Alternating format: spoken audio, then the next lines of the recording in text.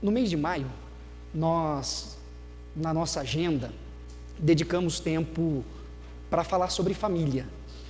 O mês de maio é um mês muito especial para nós, porque nos leva à reflexão sobre vida familiar. E sendo assim, nesses próximos domingos, eu gostaria de abordar esse tema com vocês. Todos os domingos deste mês, nós vamos falar a respeito de família, do nosso ciclo familiar. Estive orando e pensando sobre assuntos que possam ser gerais e, ao mesmo tempo, tratar de situações específicas do nosso cotidiano em relação à família. E eu dividi as nossas mensagens dominicalmente em 4 áreas específicas: financeira, relacionamentos, vida em comunidade cristã e vida em sociedade. Eu gostaria de nesses domingos, abordar esses 4 assuntos com vocês, porque a nossa convivência em família se dá em meio a todas estas coisas, não tem como fugir delas. Nós sabemos o quanto esses temas são importantes. Então eu quero biblicamente e focado na pessoa do nosso Senhor e Salvador Jesus Cristo, tocar em assuntos que interferem na nossa convivência familiar, na educação dos membros da nossa família, como tudo isso nos ajuda a crescer ou até mesmo prejudica o nosso desenvolvimento.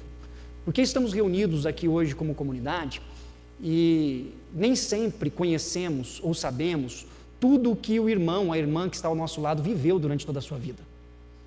Nós crescemos em famílias diferentes e nós passamos por situações diferentes. Isso tudo faz parte de quem nós nos tornamos. Nós enfrentamos problemas, nós passamos por crises, nós enfrentamos dificuldades, às vezes financeiras, ou nós passamos por problemas de relacionamento, enfrentamos crises nas comunidades que nós frequentamos, temos uma vida em sociedade que sempre nos confronta ou exige de nós. A nossa vida é marcada por tudo isso. Não tem como nos alienarmos dessa realidade. Então eu gostaria de, nesses próximos domingos, trabalhar com você e trabalharmos juntos, na verdade, a respeito do tema família.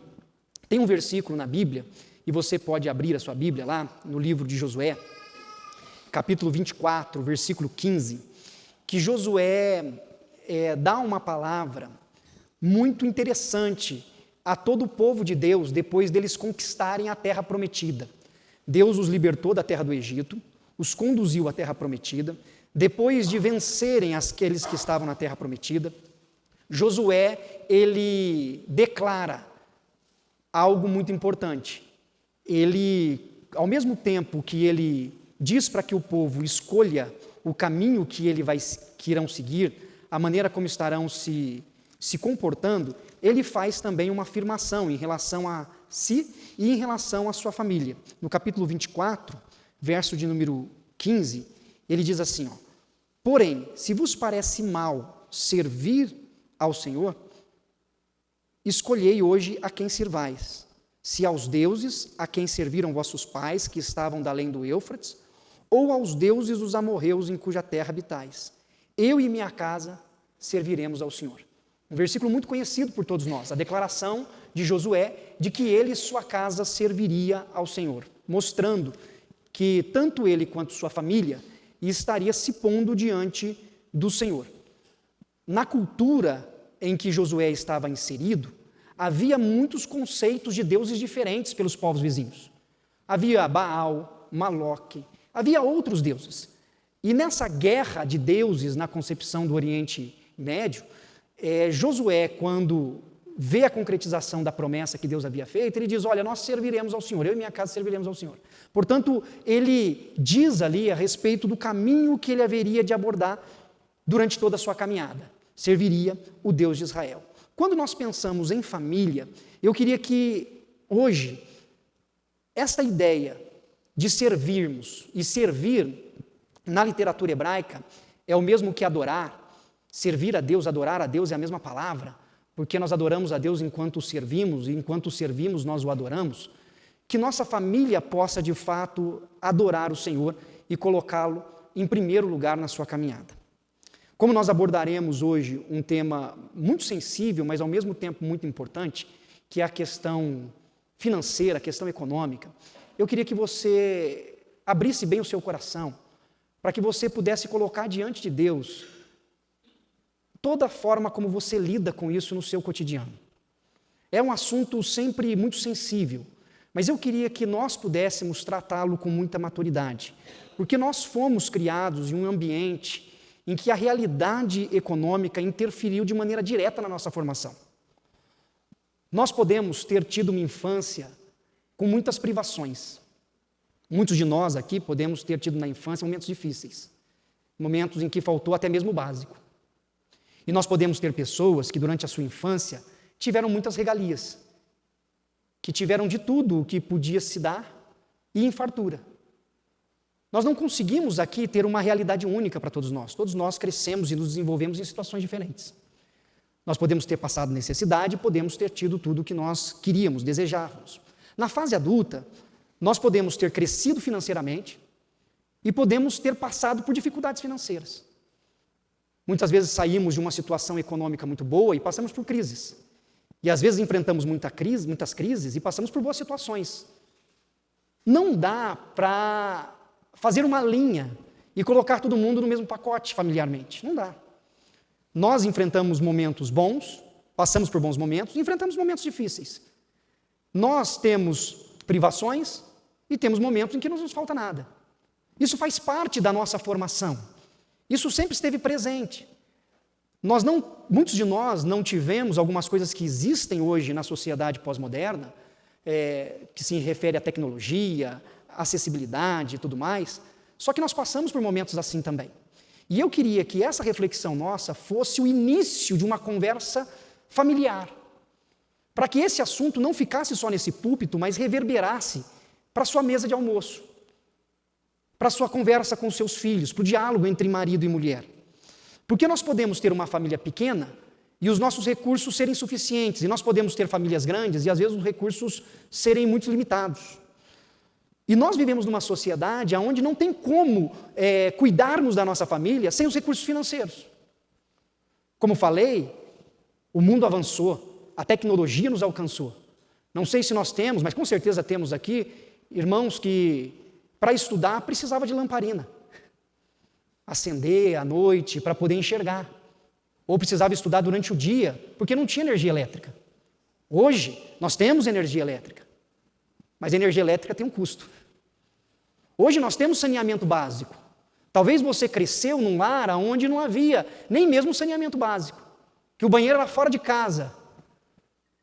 Nós passamos por todas essas realidades, e tudo isso vai exigindo de nós lidar com os recursos financeiros, que às vezes são suficientes e às vezes não. Quando nós olhamos para a palavra de Deus, nós conseguimos ver orientação para que nós consigamos com maturidade tratar tudo isso. Se nós temos hoje água encanada, é um privilégio, porque nós temos muitos brasileiros que ainda não têm água encanada, mas ela tem um custo. Nós temos acesso ao cuidado com a saúde, mas ela tem um custo. Se nós não temos condições de pagar um plano de saúde, talvez dependendo da enfermidade, nós morremos na fila esperando.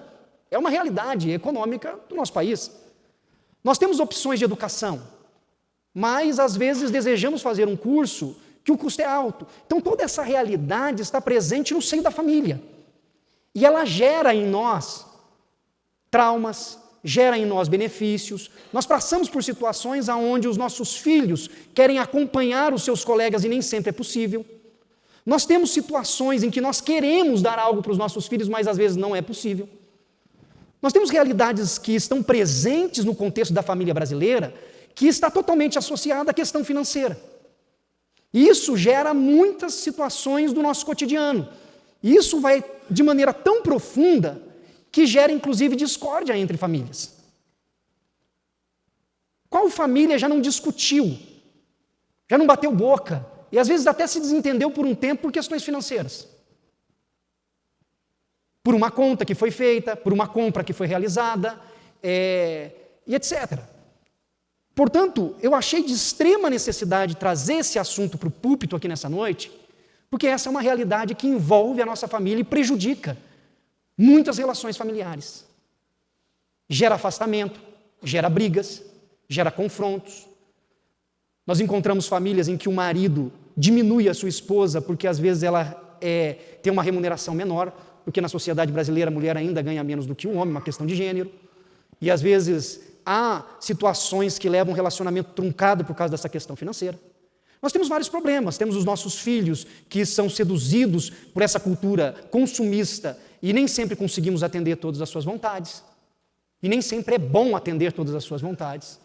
Então, dá para você acompanhar comigo só nesse início da nossa mensagem, que esse tema é um tema que não vai dar para a gente esgotar hoje, sem dúvida nenhuma, mas eu gostaria de abrir os seus olhos para isso, para que nós pudéssemos pôr diante de Deus a nossa vida financeira, a nossa família, e que nós tivéssemos mais diálogos sobre isso. Por quê? Porque vem uma palavra de Jesus que é muito conhecida. Eu não quero deixar você aqui desesperado nessa noite, tá bom?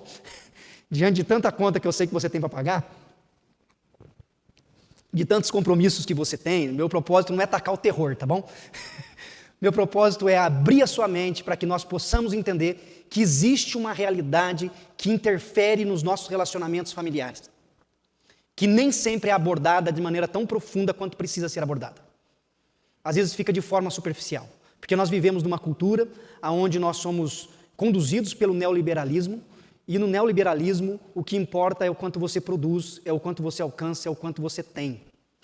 E essa realidade muitas vezes prejudica nossas relações, porque nós queremos sempre mais, queremos mais, mais e mais, e a gente nunca está saciado, a gente sempre quer mais. E isso pode causar muitos problemas. Jesus, no Evangelho de Mateus, capítulo 6, versículo 24, ele diz assim: ninguém pode servir a dois senhores, pois odiará um e amará o outro, ou se dedicará a um e desprezará o outro. Vocês não podem servir a Deus e a Mamon. Essas foram as palavras de Jesus no Sermão da Montanha. Quando Jesus começa a orientar aqueles que o seguem, ele dedica um tempo para falar sobre a questão do dinheiro. E ele diz assim: olha, ninguém pode servir a dois senhores. Vai na mesma linha da palavra de Josué, no texto que nós acabamos de ler, quando ele diz: olha, eu e minha casa serviremos ao Senhor. A decisão de Josué é servir a Deus, dentro dos conceitos de deuses daquela cultura. Quando nós vamos para o Novo Testamento e vemos Jesus ensinando a multidão que o seguia, ele toca no assunto de servir a Deus. E ele diz assim: olha, vocês têm que ter a consciência que não dá para servir dois senhores, porque ou você vai odiar um e amar o outro, e vice-versa, e você vai acabar desprezando algum deles. Então vocês não podem servir a Deus e a Mamon. Mamon é dinheiro. O dinheiro, ele recebe dos lábios de Jesus uma categoria de entidade. O que isso significa? Significa que quando Jesus fala do dinheiro, ele diz assim: o dinheiro, ele pode se tornar tão perverso, ele pode te dominar e dominar o seu coração de tal forma que ele deixa de ser um simples objeto para se tornar uma entidade. Por isso recebe um nome próprio, Mamon. Configura-se como uma entidade de poder, porque é isto que os deuses representam. Os deuses representam pessoas ou entidades de poder para o Antigo Testamento. E aqui no Novo Testamento, o dinheiro se torna uma entidade, no sentido, obviamente, de figura de linguagem. Jesus está dizendo que o dinheiro ele pode se tornar tão poderoso para nós, que se torna algo que está sobre nós, que nos controla, que controla as nossas decisões, que controla o nosso coração. É uma entidade empoderada.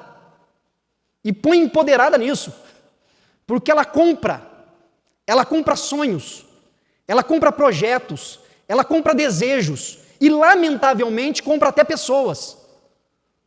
O dinheiro ele é posto de uma maneira muito real por Jesus, dizendo assim: tomem cuidado, porque se o dinheiro controlar vocês, vocês seguirão os passos de vocês focados no dinheiro. Deixarão Deus para servir a Mamon. E Jesus, então, nos desperta para que nós possamos saber como lidar com o dinheiro, como lidar com essa realidade econômica. E nós, como famílias, precisamos aprender a lidar com isso, porque se o dinheiro controlar a nossa vida e a nossa família, as nossas famílias estarão sempre sob o seu poder e poderão ser destruídas por ele. Você já ouviu a frase que quando acaba o dinheiro, acaba o amor? Já ouviu, né? Essa frase quer dizer assim, que quando a situação difícil chega, não existe amor que resista. E pelo Evangelho de Cristo, isso não pode ser aceito. Isso não pode ser aceito. Porque quem controla as nossas vidas não é o dinheiro, é Deus. É o Senhor pela sua graça. Então que nós possamos hoje pensar sobre as consequências.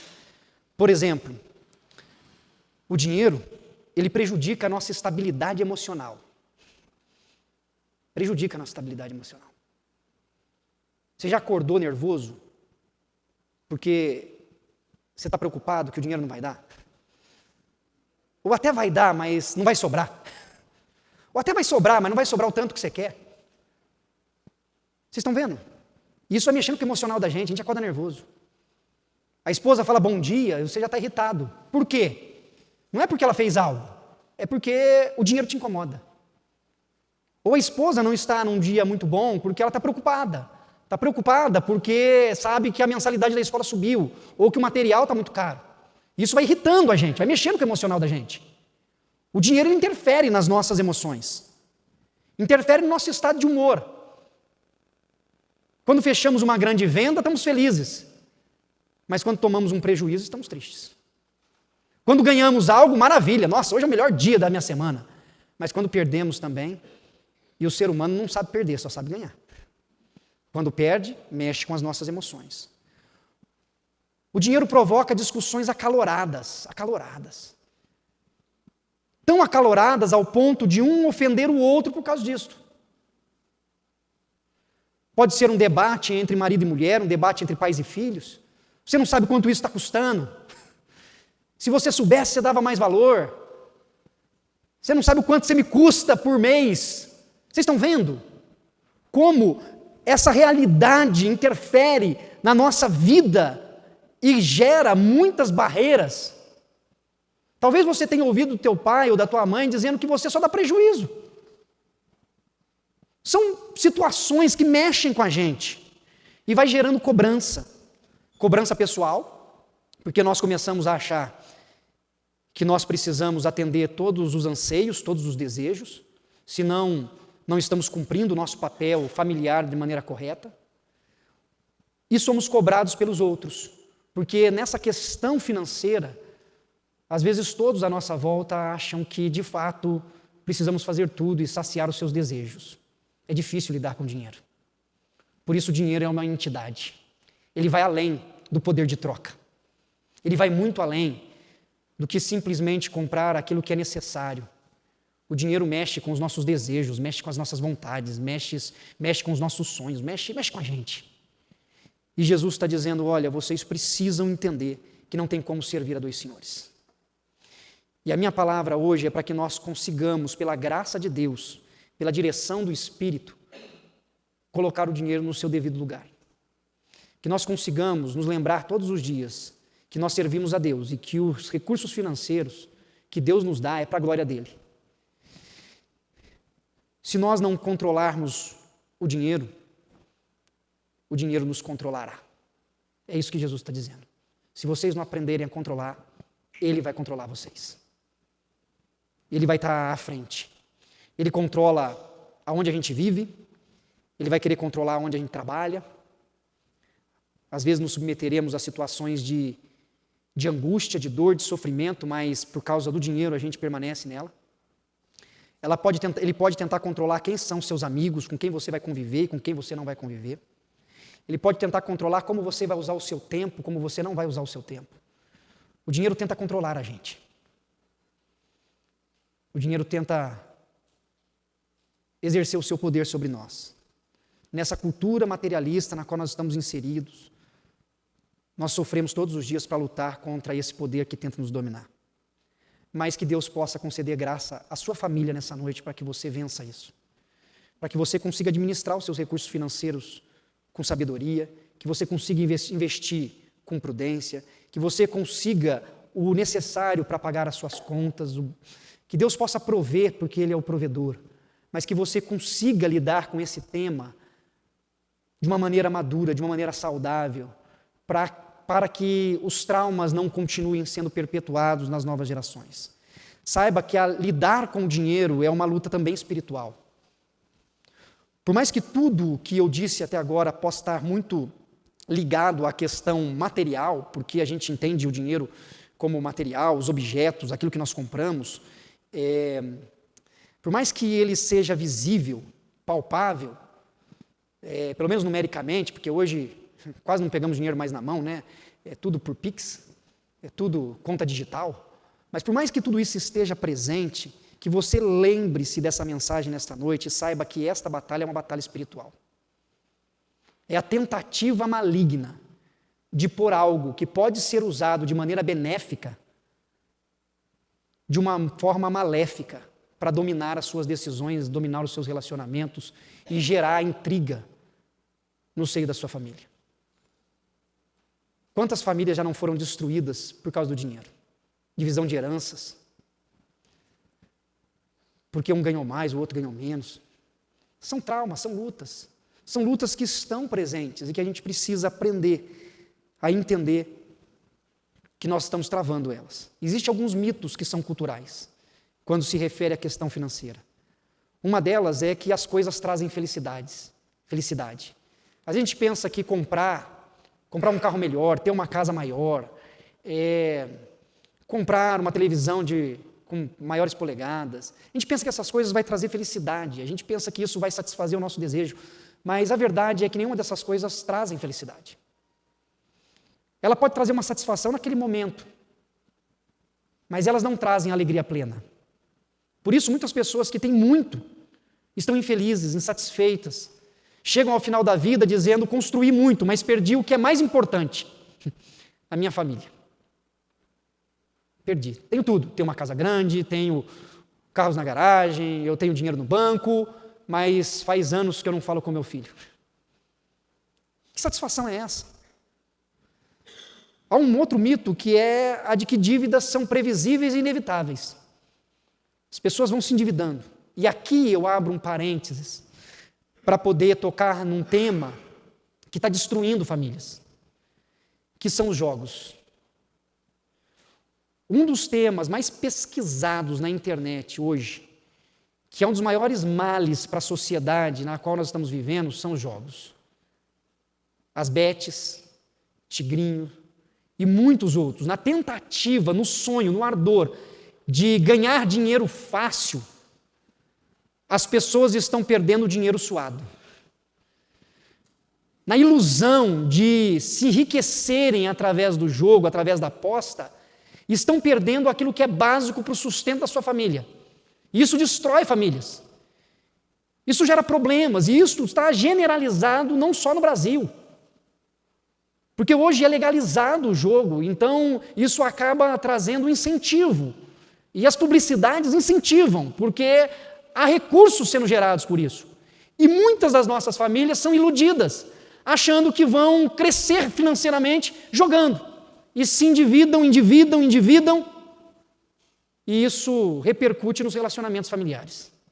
São brigas, são discussões, são debates, e nós precisamos vencer isso com a graça de Deus. Nós precisamos pedir a Deus que tenha misericórdia de nós, e que nós possamos lutar contra essas coisas, e procurar pela graça de Deus crescermos profissionalmente. Um terceiro mito é o mito de que um pouco mais de dinheiro vai solucionar todos os nossos problemas. Esse é um mito. Um pouco mais. Um pouco mais. Um pouco mais. Só um pouco mais. Nós às vezes pensamos que para que nós vivamos bem, é necessário só um pouco a mais do que a gente conseguiu ganhar esse mês. Mas aí no outro mês você ganha esse pouco a mais. Só que daí chega no mês seguinte e você fala assim: não, esse tanto não foi suficiente, agora eu preciso um pouquinho mais. E você vai sempre dependendo mais. Por quê? Porque a necessidade é insaciável. É insaciável. Por isso o dinheiro é uma entidade. Porque assim como a ideia dos deuses pagãos, quanto mais você se dedica a ele, mais você tem que se dedicar. Quanto mais você está escravo dele, mais você se dedica, porque não é suficiente. Você se torna escravo. Por isso, nós precisamos nos lembrar que o que nós devemos buscar no Senhor é sabedoria, discernimento e orientação para que nós saibamos administrar aquilo que está chegando às nossas mãos. Aquilo que Deus tem nos dado, pela sua graça, pela saúde que Deus tem nos dado, a habilidade, as portas que Ele tem aberto, a maneira como nós ganhamos e administramos recursos. Nós precisamos saber usar isso para a glória de Deus. Nós precisamos saber até onde dá para ir, até onde não dá. Nós precisamos orientar os nossos filhos do que é possível e o que não é possível. Nós precisamos torná-los conscientes do que dá para ser feito e do que não dá para ser feito. Nós precisamos lidar com essas coisas. Quando nós falamos sobre recursos, nós precisamos aprender a ganhar de maneira diligente, a doar de forma generosa, a poupar com sabedoria, a ser cautelosos ao assumir dívidas e sermos prudentes como consumidores. Gerenciar tudo isso, a palavra de Deus dá orientações sobre isso. Não vou entrar detalhadamente em cada assunto, porque não é propósito meu nessa noite. O meu objetivo, o desejo do meu coração hoje é te alertar para que você abra a sua visão e que você faça um reexame de como você tem vivido com os financeiros. Como você tem tratado a sua família a partir da realidade financeira. Se você tem, pelo desespero, afastado quem você ama. O contentamento que nós experimentamos com Deus, quando nós administramos com fidelidade os recursos financeiros, é algo que nós precisamos buscar. Buscar em Deus a graça. O mundo, ele vai sempre tentar dizer que o seu valor é medido de acordo com a sua posição, de acordo com aquilo que você ganha. Ou tentar reforçar aquela ideia de que com um pouco mais de dinheiro, você vai resolver todos os seus problemas. Mas uma mente que tem o coração de Deus, que busca a Deus, sabe que o seu valor não é medido pelo que você tem, mas sim pelo que você é. Lembre-se, quem você é que é importante para o Senhor. Use todos os recursos de maneira sábia. Lembre-se que você foi chamado para administrar tudo que Deus criou com sabedoria. E Deus vai prover a você diariamente o que é necessário. Portanto, confie em Deus. Coloque seu coração diante de Deus. Coloque seu salário diante de Deus. Coloque sua família diante de Deus. Diante de toda essa realidade socioeconômica na qual vivemos, diante de tantos compromissos financeiros que temos, uma coisa precisa estar clara diante de nós.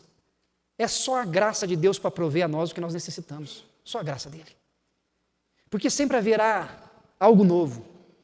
Portanto, eu quero encerrar a minha reflexão com vocês, deixando algumas coisas para você meditar. Entre elas, primeiramente, confie na provisão de Deus. Confie na provisão de Deus. Deus te sustentou até hoje. Você pode ter passado por momentos difíceis, mas Deus te sustentou. Eu tenho um amigo que ele precisou enfrentar um trauma muito profundo pelo qual ele passou. Quando eu estava elaborando a mensagem, eu lembrei da história dele. Ele perdeu o pai, sua mãe ficou com problemas sérios de saúde, ficou paraplégica e não conseguia cuidar dele. E depois a mãe veio a falecer. Esse menino ele não tinha para onde ir, foi cuidado por uma tia, mas passou muitas dificuldades. E ele começou a ser compulsivo na alimentação. Por quê? E ele levou isso até a fase adulta, porque quando ele era criança e passou por essas perdas, ele não tinha o que comer. Então, às vezes, ele ficava dias sem comer, até conseguir comer. Quando ele cresceu e conseguiu se estabelecer minimamente financeiramente, quando ele tinha comida, a cabeça dele pensava assim, eu tenho que comer enquanto tem. Porque, por tudo que ele enfrentou, ele não sabia se ele ia ter comida amanhã. A mente dele já o levava a pensar dessa forma, eu preciso comer tudo que eu posso, porque e se amanhã eu não tiver nada para comer? E ele começou a comer compulsivamente, mesmo tendo comida todos os dias, mesmo estando bem financeiramente, ele continuou comendo, porque os traumas que ele enfrentou, ele carregava. Com a graça de Deus, depois de muito tempo trabalhando, colocando diante de Deus, orando, conversando, ele conseguiu vencer esse trauma que foi criado. E a verdade é que nós temos os nossos traumas. Nós lidamos com muitas coisas no nosso cotidiano hoje por aquilo que a gente enfrentou na nossa adolescência, na nossa infância. E nós precisamos pedir a Deus, então, confie na provisão de Deus. E segundo, Ensine os membros da sua família a submeter o uso do dinheiro ao temor a Deus. Ensine isso. Converse com seus filhos. Converse com os membros da sua família. Propague isso. Não deixe esse assunto correr sem um diálogo. Ensine as pessoas da sua família que o dinheiro precisa ser submetido ao pé da cruz e não o contrário. Os recursos que nós temos pertencem a Deus, nós somos administradores. Ele não pode controlar as nossas decisões. Ensine, fale, converse. Lembre-se que o amor ao dinheiro é a raiz de todos os males. O dinheiro não é problema, mas quando amamos o dinheiro, ele se torna uma entidade, ele é a raiz de todos os males. Identifique, por fim, quais são os obstáculos que você e sua família enfrentam no que se refere à administração financeira. Cada um de nós podemos ter uma realidade muito diferente uns dos outros, mas identifique quais são os obstáculos. Quais são as dificuldades que você tem enfrentado, por que você tem enfrentado, e coloca diante de Deus em oração. Peça para que o Espírito de Deus te conduza.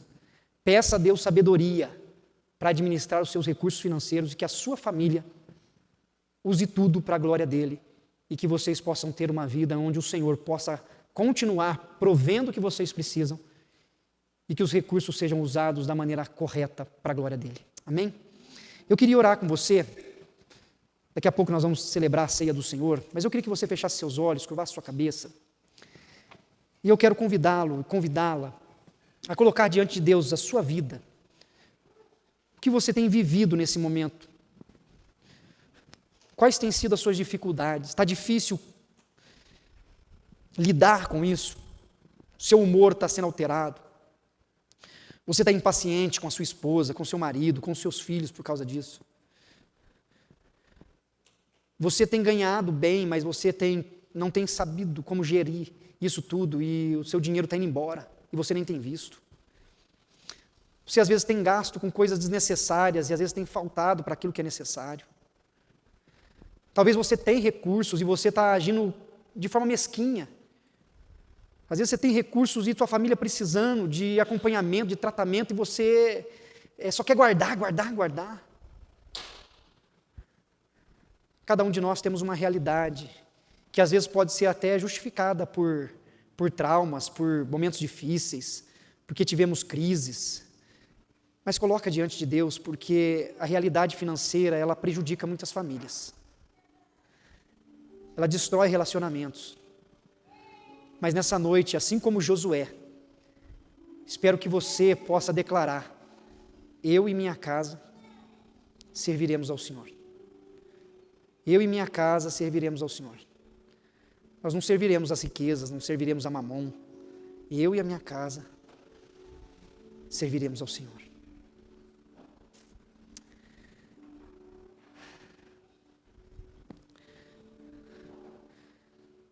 Senhor, Tu és o Deus de toda provisão. O Senhor é o Deus que sempre nos supre em todas as necessidades. E aqui nessa noite eu quero colocar as nossas famílias diante do altar do Senhor. Famílias que enfrentam as suas batalhas no cotidiano. Famílias, ó Pai eterno, que enfrentam as lutas, às vezes no comércio, na produção, no plantio, nos escritórios, consultórios, na limpeza de uma casa. Deus, famílias que estão diante de uma sociedade onde o básico, Senhor eterno, já é algo que exige muito. Uma sociedade de comparações, onde até aquilo que não é básico, às vezes queremos porque o outro tem, porque o outro comprou. E Deus, eu quero pedir ao Senhor que nessa realidade na qual estamos imersos, que Teu Espírito, ó Deus, nos conduza, que Teu Espírito nos dirija, traga saúde financeira para as nossas famílias, ó Deus.